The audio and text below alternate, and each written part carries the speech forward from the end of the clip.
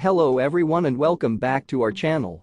If you're new here, don't forget to hit that subscribe button and turn on the notification bell so you never miss out on our latest reviews and product recommendations. Today, we're talking about the Livestock high voltage pulse controller with voltage display and 10 km high decibel alarm.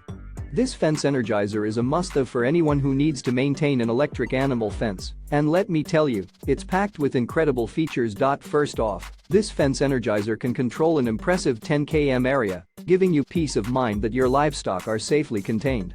The built-in network chip in the alarm model allows for remote alarming, so you can monitor the status of your fence from anywhere.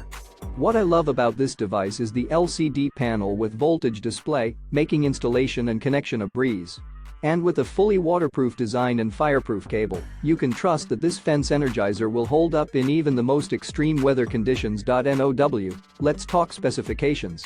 With an input voltage of DC 12V, working current of 100,700 mA, and a peak output voltage of 10 kV, this fence energizer is a powerhouse.